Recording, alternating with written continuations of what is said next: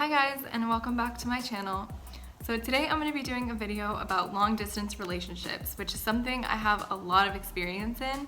So I'm kind of going to be talking about like the untold truths, the things that I didn't necessarily know going into it. Yeah, just things that I think will be useful, help you prepare if you're planning on being in a long distance relationship, or maybe help you cope if you're already in a long distance relationship. That's kind of the goal of this video. And also I asked Instagram yesterday if they had any questions about what it's like to be in a long distance relationship or anything of that matter, anything that they would want me to address.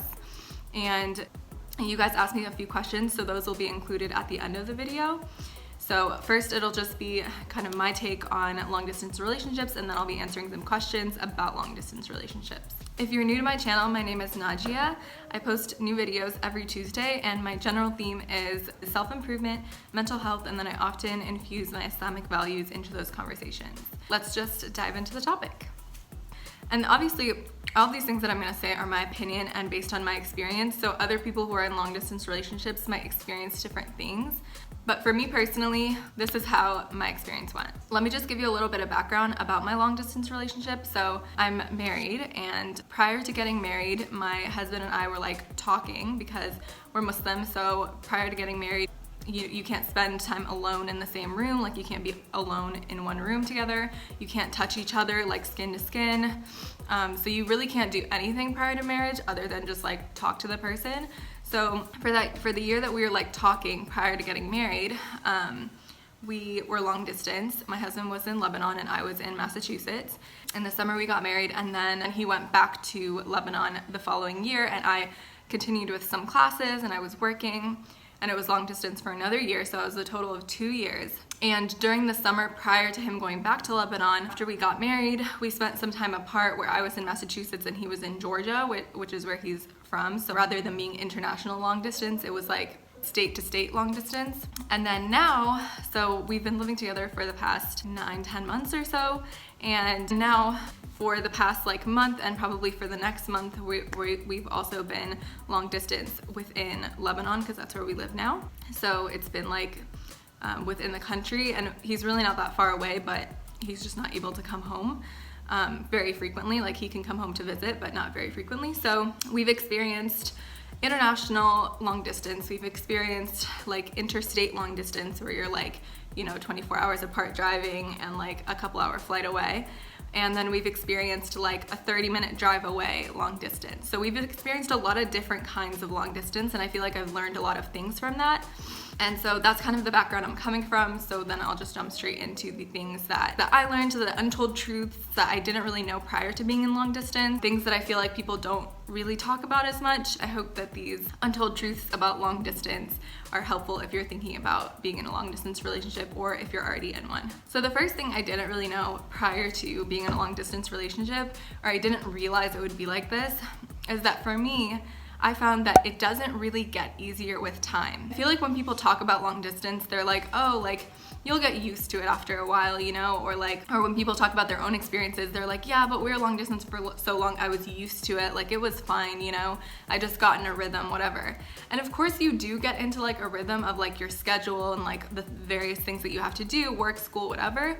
But I won't say that it got easier. I actually think as time went on, for the 2 years that we were internationally long distance, I think it got harder over that period of time. And I noticed that there was a particular jump in difficulty after we got married. So prior to getting married, we had been together in person before, but we'd never been like, we'd never been husband and wife before. So we'd never, how do I put this?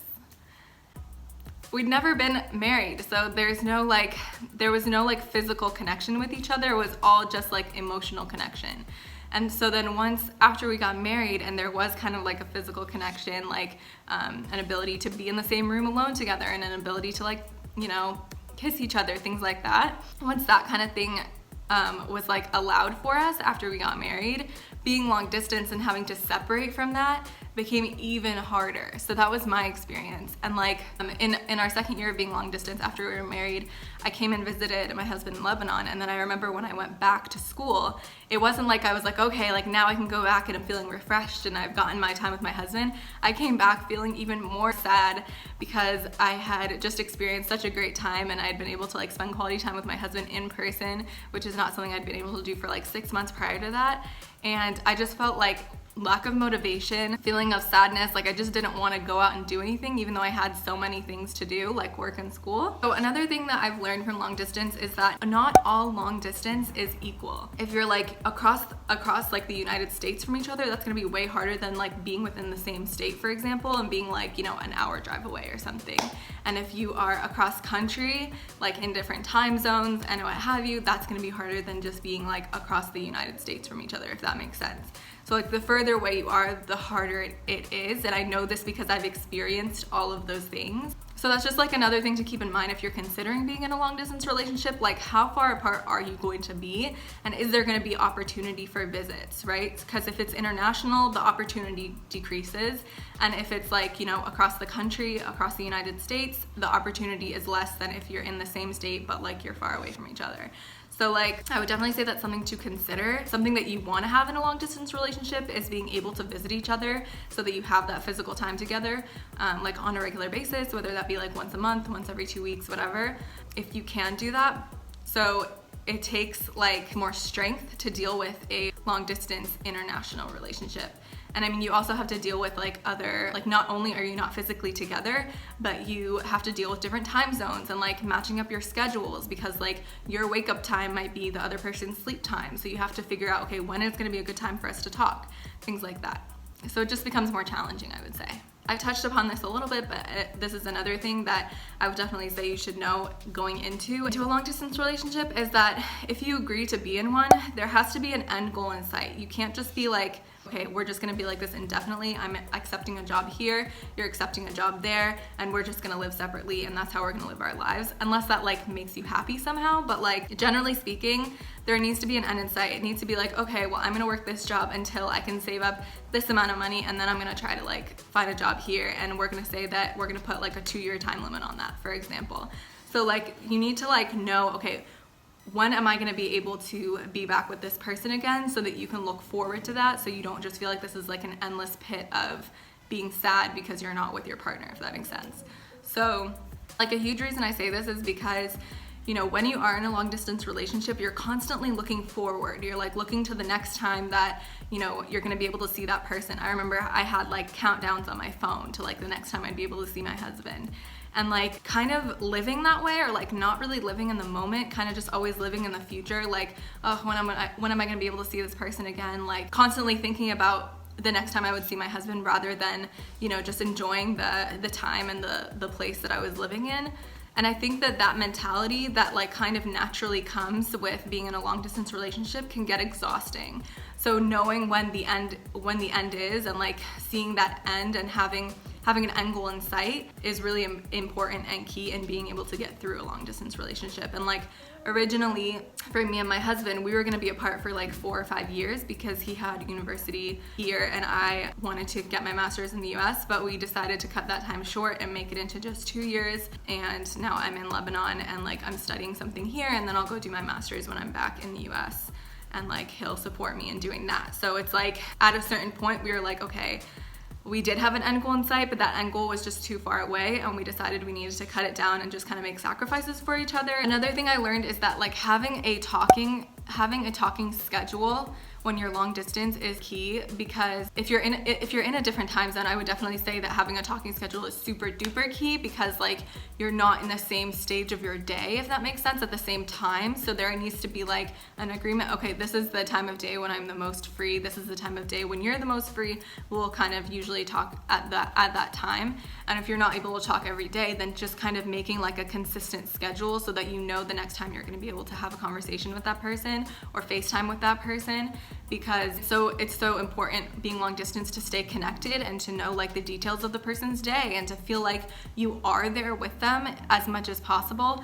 So having a consistent schedule is really key in like keeping that relationship and making sure that, you know, the ties stay strong, and like you don't feel like you're disconnected from that person and know nothing about their life and stuff like that. You don't feel connected because you don't see what's happening in their life on a daily basis, and you don't, you know, they don't come home to you at night and then like talk to you about their day. So it's like in that time when you do have a phone call or when you do have a FaceTime or something like that, just making sure that you're filling the other person in on as much as possible so that they feel like they know how your life is going. That's just really important. Another thing about long distance relationship that I guess I didn't think a ton about prior is that once you move back in together, there is an adjustment period. So like while my husband and I had been married for 1 year prior to moving in together and living together, we had not experienced that, like, you know, the physical like marriage, like the physical living in the same place, living in the same room, like sharing the same apartment, whatever. We hadn't experienced that. And there definitely is an adjustment period. I mean, people are always talking about how like the first year of marriage is the hardest. And I think what they're talking about when they say that is like, you need to get used to the way the other person is, their habits, their cleanliness, like their level of cleanliness, you know, things that might bother you that like you've never had to deal with before. And so of course, because we were in a long distance relationship, we didn't have that like that adjustment period in our first year of marriage because we weren't living together. So we were both living our separate lives, being as cleanly as we wanted to be, like sharing or not having to share our own space, things like that. And so once we moved back in together, there was definitely an adjustment period, as you would expect right after getting married and like moving in together or whatever. And that's not really something that I necessarily thought, because like you can be like, oh, we made it through the first year of marriage like with not a lot of like arguments or not a lot of like things that annoy one another about each other.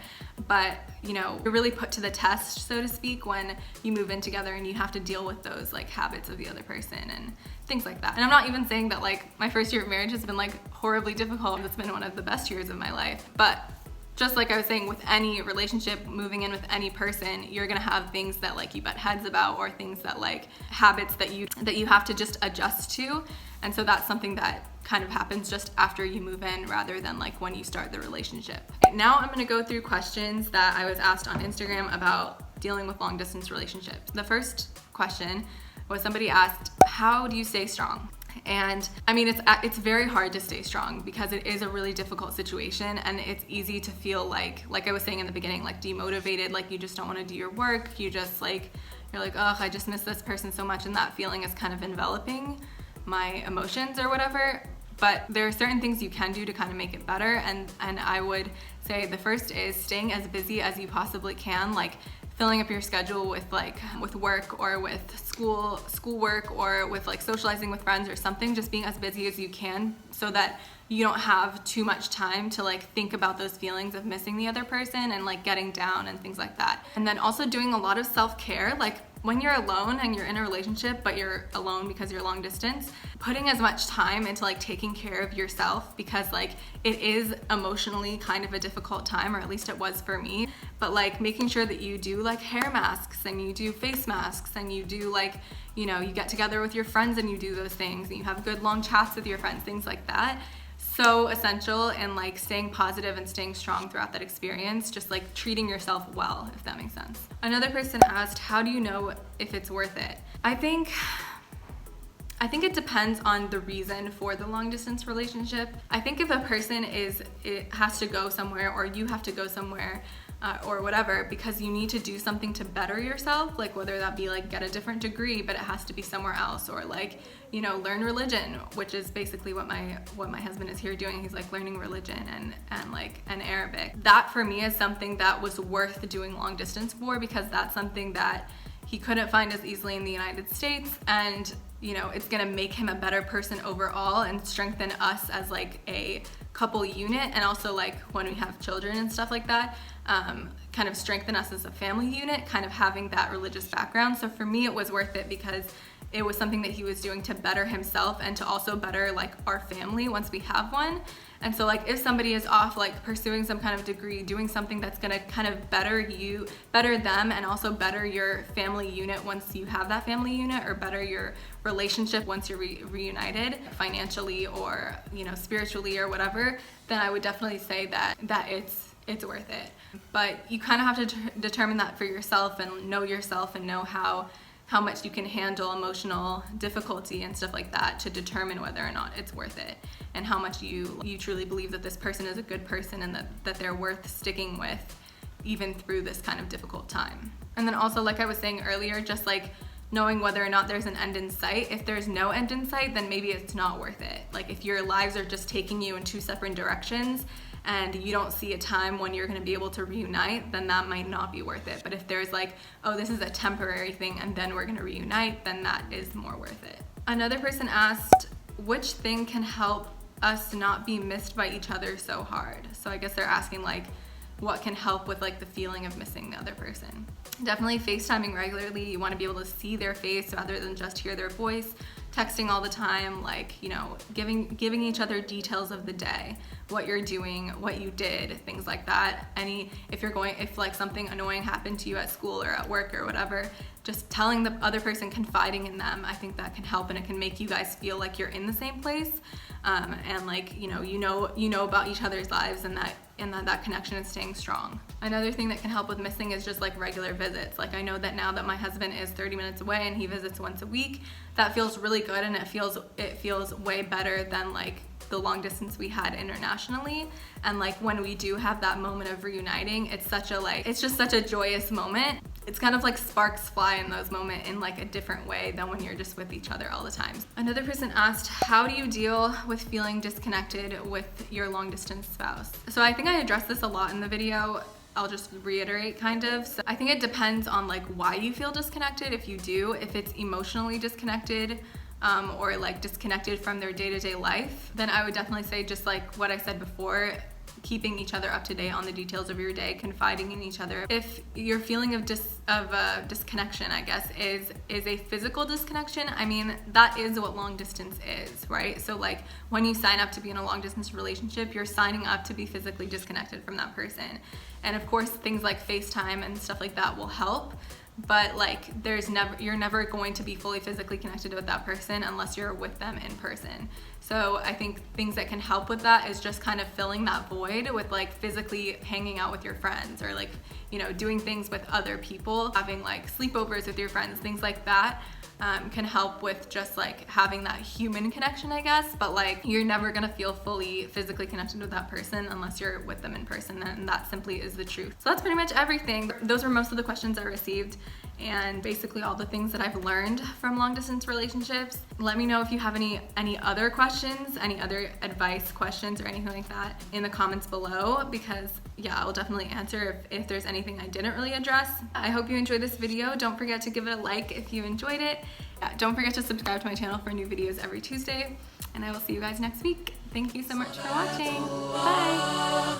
سلام الله على الهادي رسول الله صلى